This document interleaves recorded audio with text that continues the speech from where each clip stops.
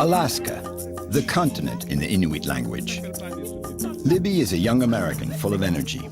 After her studies, she decided to come back to live in Homer, where she was born, to be as close as possible to the mountains and to the sea, her two passions. The myth of Alaska is what brought Lionel